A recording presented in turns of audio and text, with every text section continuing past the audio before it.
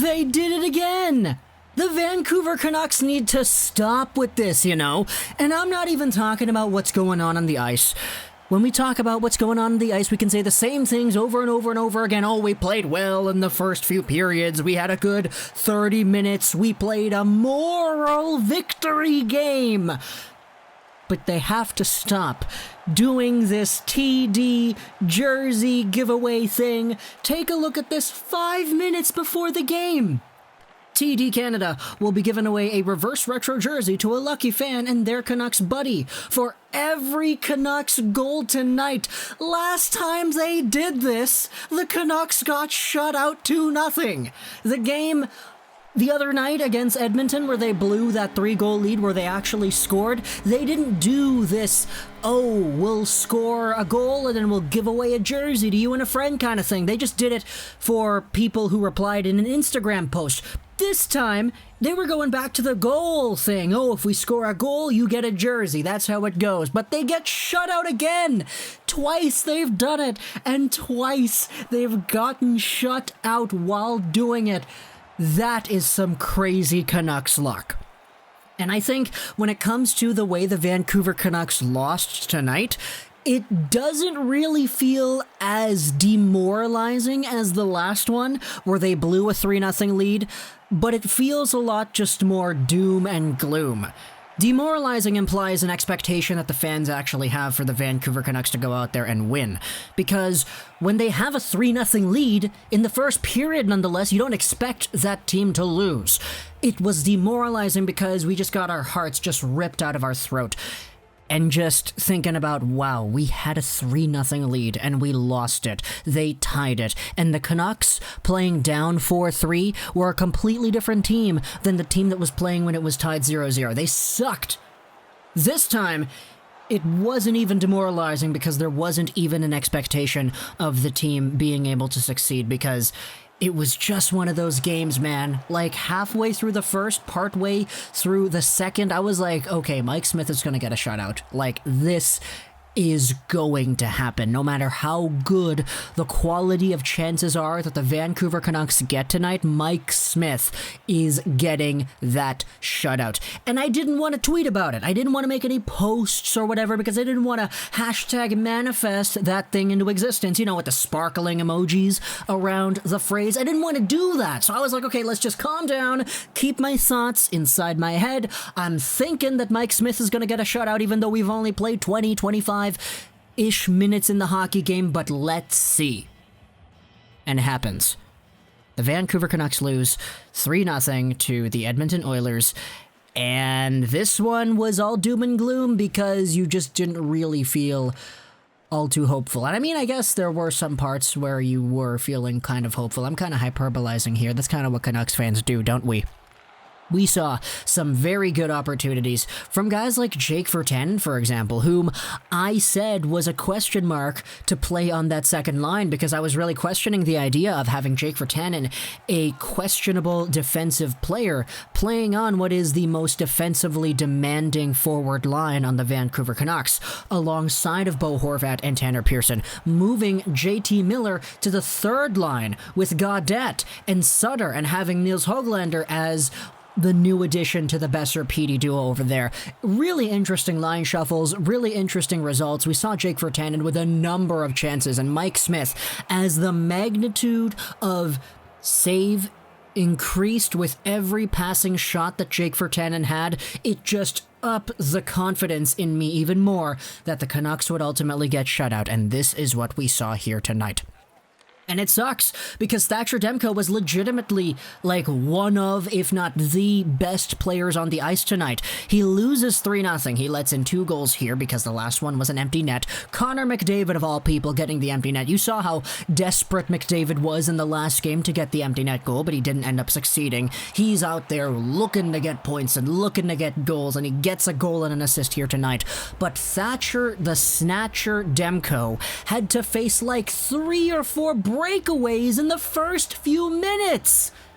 When your goalie gives you a saving performance like Demko had tonight, where the guy goes out there and he makes breakaway stop after 2-on-1 stop after breakaway stop, and your team is not able to use that to their advantage to win? I'm sorry, but that's a disgrace. Thatcher Demko had a game-winning performance tonight with the amount of saves and the quantity of saves he had to make that were high-quality chances. And these are the kinds of performances that win you hockey games. If the Canucks just scored, 3 goals in this one, this would have been a game that we would have looked at and said, wow, Thatcher Demko came out there and he stole the victory with all the breakaway stops and big saves out in front. But no, Mike Smith, 38-year-old Mike Smith comes out here, and granted, he's been playing very well, oddly enough. He's like completely bounced back, and the prime Mike Smith getting better with age, as people would say about certain players like Lidstrom or the Sedins or whatever. Add Mike Smith to that category? I don't know. But he came over here, had himself a night. He had been pretty good earlier on in the season as well. He was like on top of the league earlier when things got underway, but he has himself a shutout. And you know what? Big props to him. The guy was absolutely crazy. He was out there doing a very good amount of damage, stopping pucks and stopping Jake Virtanen specifically.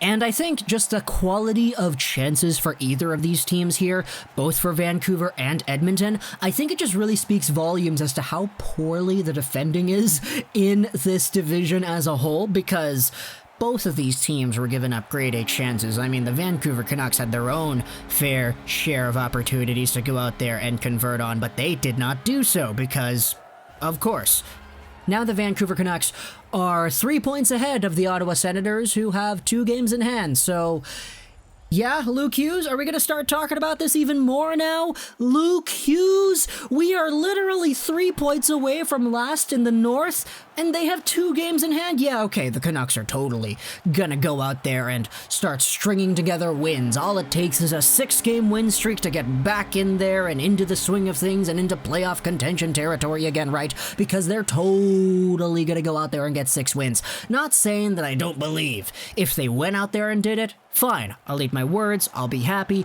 because I'm a Canucks fan who wants to see this team win every single night. It's just the expectation. We know this team can convert, and we know how good this team can be. It's just when you don't find ways to win over and over and over again, things get overwhelmingly cynical in my mind, because the Canucks have only had 1 win streak this year. Aside from those 3 straight Ottawa wins, every single game that the Canucks have won has been followed by a loss. This team has only had 1 win streak. We're done. We're done. With performances like Thatcher Demko's, where he legitimately can steal you games and you're still not finding ways to score. On Mike Smith, who has been great, but he's still 38 years old, Mike Smith. You're gonna have a bad time. And all I'm thinking about here is just, wow, could you imagine if the building was full? I've told this story before, but remember in 2014, the Vancouver Canucks had a home game against Anaheim, and they were down like 3-1 in the 3rd period. And if they lost that game, they would have been eliminated from playoff contention in the 2014 Stanley Cup playoffs.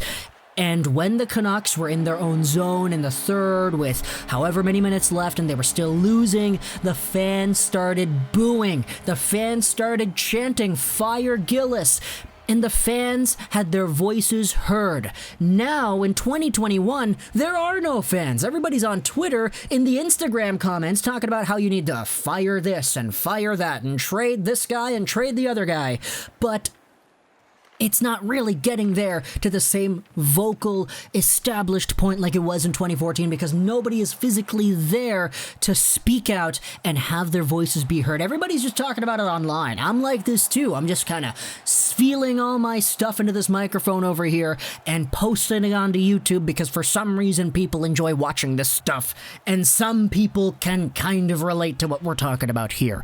But just imagine the cries if Rogers Arena was full. I'm not saying I'm condoning this, but how long do you think it would take before we see some rich Canucks fan out there who's got jerseys to burn take their jersey off and throw it over the glass? Honestly, knowing this crazy Vancouver fan base, it probably would have happened by now. But you know what? That's it. That's the game. I didn't even talk about the goals. Alex Chiasson gets a very nice power play goal. He sweeps it in by Demko while the Canucks are watching McDavid. Then McDavid and Draisaitl combine for assists on a Jesse Puljujarvi power play goal. And then McDavid gets the empty net. The Canucks on the power play in the 6-on-5, they don't shoot. They cannot find ways to shoot. Towards the third period, they stopped shooting. Every chance they had, every amount of extended zone time they had, they just played it out to the perimeter. And then when it was chopped away by Edmonton, oh, here comes Josh Archibald, of all people, taking it and just waltzing into the neutral zone, and the Vancouver Canucks zone, short-handed, and they're giving him all the space to do whatever it is that he wants to do. The Canucks just have no urgency. They're just not playing like the team we know they can be, and that is the most frustrating thing about it. That's why it's so doom and gloom, because we know they can be better, but they just aren't showing it to us. Let me know in the comments what you thought about this game. I hope you enjoyed this video. Start with that Schwartz and the 99. Edmonton, congrats to you guys. Feel very happy to see Draisaitl, McDavid, and all them getting points. Puljujarvi is a fan favorite of mine personally, so I love that guy as well. Hope you enjoyed this video. Start with that Schwartz and the 99. I don't know if I already said that, but anyways, and bye.